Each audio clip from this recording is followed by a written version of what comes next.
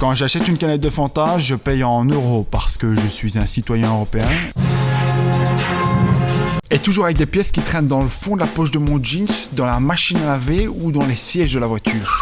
Bonjour. Je peux avoir un Fanta, s'il te plaît? Ouais, bien sûr. Envoyez 1 euro, s'il vous plaît. Merci. Bonne journée, hein. Également.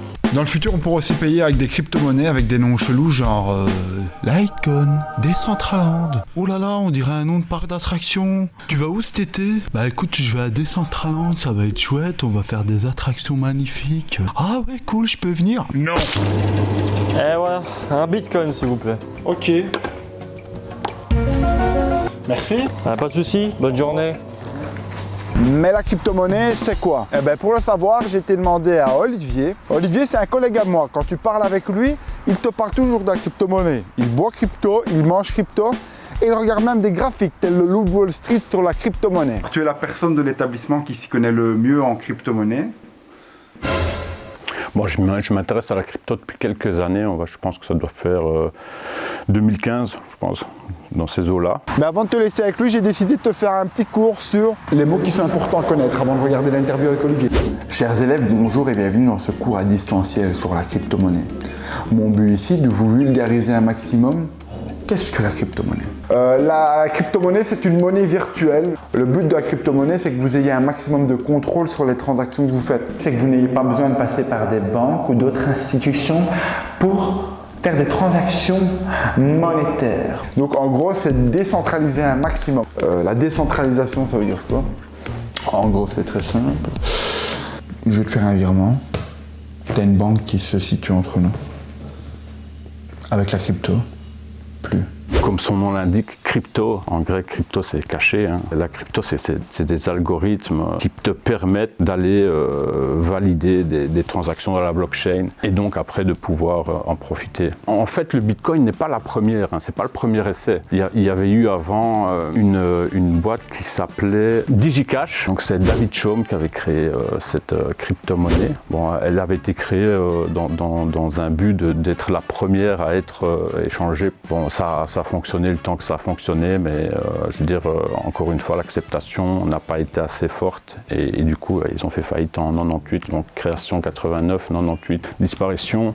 Et donc voilà, après tu as Satoshi qui est arrivé, lui c'est 2007-2008, donc il travaille sur ce projet de créer le Bitcoin. Il travaille dessus 2007-2008 et début 2009, il lance la crypto-monnaie, quoi. Et à côté de ça, tu as tous les altcoins donc, qui ont été créés, Ethereum par exemple, par Vitalik Buterin, tu vois, qui a lancé ça, donc il est parti du protocole de Bitcoin et il l'a un petit peu modifié parce qu'on sait que c'est open source à la base, tout ça. Satoshi a voulu que ça soit comme ça. On voit que de plus en plus de pays passent en mode digital, hein. La Chine ici récemment a décidé de faire le yen version crypto. L'Europe aussi commence à parler beaucoup de digitalisation de l'euro. Je pense qu'on va aller vers ça.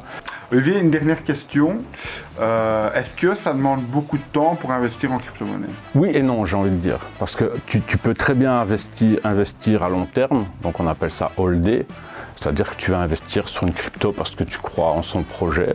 Tu n'es pas obligé de suivre heure par heure ou de 4 heures en 4 heures comme ça se fait dans la bourse traditionnelle. Donc les exchanges, c'est l'endroit où vous allez pouvoir acheter la crypto. Mais bon, il faut savoir aussi qu'on peut miner sa propre crypto, hein. Et donc là, vous donnez votre ordinateur en somme pour faire du calcul. Et donc ce calcul après résout des équations dans la blockchain et après c'est validé et c'est là que vous créez vraiment la crypto.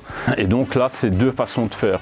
Soit on prend une position long terme et on dit advienne que pourra, de toute façon, j'ai pas investi 100 millions dedans. Souvent, on prend une crypto qui coûte pas trop cher, donc avec un bon projet derrière, et voilà, on fait aussi en fonction de son background, tu vois. Moi, je vais plutôt m'intéresser à des cryptos qui touchent aux médiatiques, tu vois, à toutes ces choses-là. Ce que je conseillerais à quelqu'un qui commence, par exemple, sur un exchange, il y a des exchanges qui proposent des modes démo, et ça vous permet déjà de jauger un peu comment fonctionne la volatilité, tout ça. Donc, vous investissez et vous voyez un peu comment les retours que vous avez sur vos investissements avant de vraiment vous vous lancer et sans savoir exactement, hein, ça tombe, ça va pas vous plaire du tout parce qu'il faut être trop proactif, ou alors ça va vous plaire parce que justement ça, voilà, c'est En fonction de chacun. Quoi, en fonction de chacun, il faut tester, moi je pense, c'est obligatoire, franchement, parce que c'est tellement volatile, tu peux perdre 40% sur 5 minutes, tu vois. En tout cas, je te remercie Olivier de m'avoir donné tous les conseils sur les investissements en crypto-monnaie.